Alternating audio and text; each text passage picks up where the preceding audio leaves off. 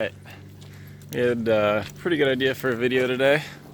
Since I'm at 99,900 miles on my Taurus, we're gonna go ahead and do a 100,000 mile review.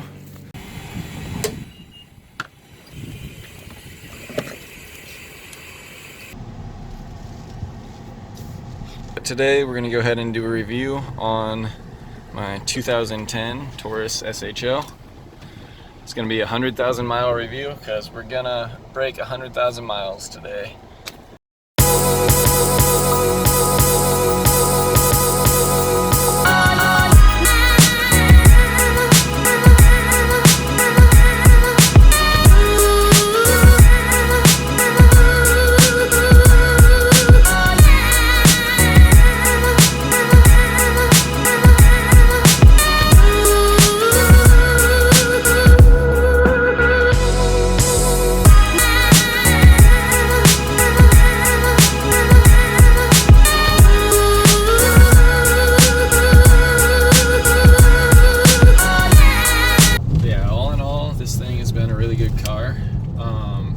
Fuel mileage wise, right now we're only averaging 14 because I've been driving like a dick, which is how I usually drive it. I usually average about 17 miles per gallon, but if I feel like if we're on like a long road trip or something, I'll reset it and check out how much I could get, and I've gotten up to 27 miles per gallon on the freeway. So EcoBoost does get what they say if you drive like a grandma the entire time. Usually, if I'm driving mostly freeway driving, I'll be averaging around 22, still driving pretty quick. But it's not horrible mileage for a 365 horsepower car, but it's not the greatest. So, alright, so one thing that I actually consider a pro of this car, and most people would consider a con, I like how quiet it is. Like, I like being inconspicuous. I don't like trying to fucking have to go slow in front of the police every time I go by a cop, trying not to rev my engine. I could go full throttle on the freeway and a cop won't even fucking look twice at this car because it doesn't sound like anything. It's just 365 horsepower of just silence.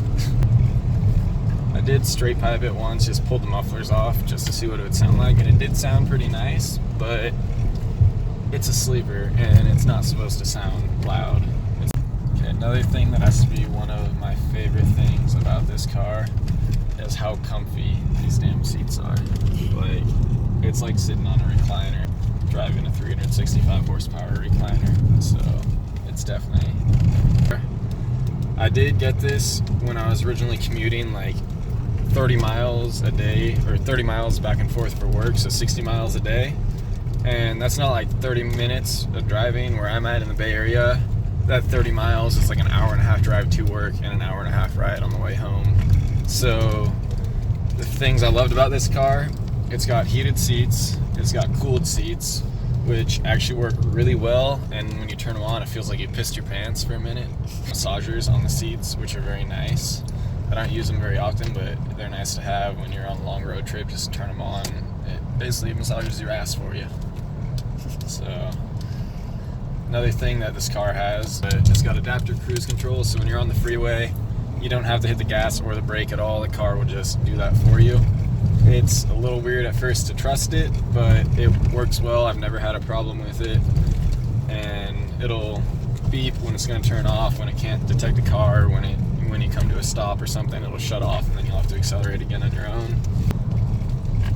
It also has the collision warning system, so if you're not paying attention and you're coming up on a car too quick, it'll beep at you, which can get kind of annoying when you're trying to hit gaps on the freeway, and then the car will just beep at you when you're fucking right about to change lanes. So it's nice to have. It has saved my ass a couple times when I'm not really paying as much attention as I should be.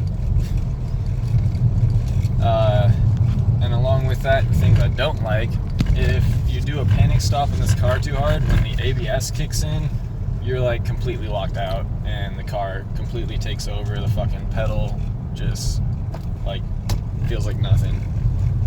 It just like locks you out. That usually only happens when you're driving on ice or in wet weather and you try to brake hard, but I just don't like the way it fucking ABS kicks in.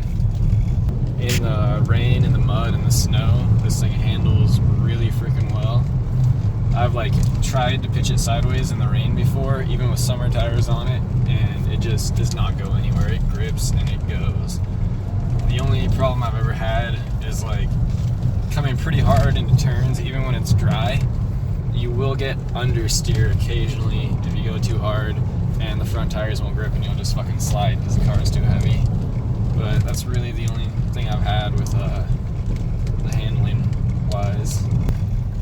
And also, another thing I don't like about the braking system is these brakes are not made to dissipate heat very well, given the fact that it's a 4,500 pound car.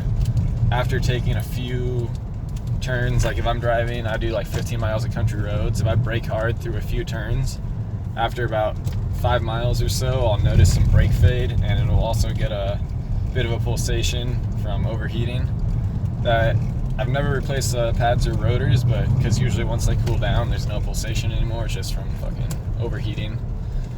But yeah, I could eventually upgrade the brake system if I did the tune and everything on it. I definitely want to do that because these pads and rotors are not made for a car this big with that much power. So, but other than that, it does stop pretty quick.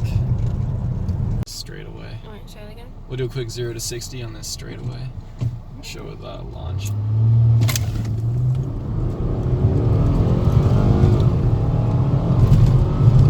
And that's 60. Yeah, I do wish this thing had a little bit more power, but if I do decide to keep it, I'll be doing a liver noise tune on it and probably getting it somewhere above 400 horsepower. But for now, it gets the job done.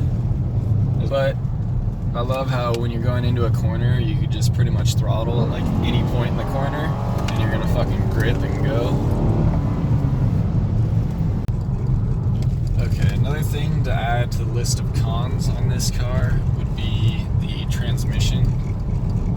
It's like, I haven't had any problems with it, but the shifts are just pretty slow. And I know that could be fixed with a tune, definitely. If I do keep it, I'll be putting a more aggressive tune on the vehicle to get some quicker shifts. But sometimes it doesn't downshift when you want it to. It does have paddle shifters, which are nice. But with how quiet the engine is, it's a pain in the ass using the paddle shifters because when you're hauling, you can't even tell where the RPMs are at sometimes. But definitely, I'd recommend getting a tune on it with a more aggressive transmission, like shift map, because I'm just not a fan of how slow it tends to shift. A definite con would be the weight of it. It's like just under 4,500 pounds, I think, and you can definitely feel it coming into turns. It does have a lot of body roll. Basically, it's really heavy. It sways a lot in turns, but I mean, the all-wheel drive system will help you a lot with that. Even if you're not a very good driver, this car makes you feel like you're a good driver because of all-wheel drive. Alright, I think this video is getting pretty long, but I'll go ahead and do a quick tour of the interior of the vehicle. I really like this interior. I think it's a very clean setup the way they have it. So after 100,000 miles, really my only complaints are this shifter. It's actually kind of loose, but that's also because I hold it when I'm driving usually and use it to brace myself. So that's probably my fault. Also, this cup holder is broken, but that's only because I got my old phone fit perfectly in there and it got stuck one time and I busted it trying to get it open. Other than that, everything still looks pretty clean. We got the seats have held up really well. You can see the driver's seat here. It's 100,000 miles of wear. Really just some wrinkles here, no rips or anything on the interior. It's also got the rear sunshade in the back, which is nice to have. Windows are tinted, and then that makes it pretty much just blacked out when you put that up, so you can't see. The camera kind of makes it look not as dark, but it's pretty dark when you're driving. I would prefer a car with a larger center console. This thing's pretty small. You got your auxiliary line in there and a USB, which if you plug your USB in here to charge, it does not charge. It's only for media. It's got the LED lighting down here that you can actually change colors. I think there's like 6 different colors. So that's pretty cool at night. It makes the car look real nice. And then also the sound system in here sounds really good. I think it's the Sony 12 speaker sound system. It's got the sync voice control, which I actually don't use that often, but if I'm on a road trip or something and I have to put an address in, then it's nice to have. It works pretty well. Another plus is the size of the trunk on this thing. Like, this trunk is ginormous. It's probably the biggest trunk I've ever seen on a vehicle.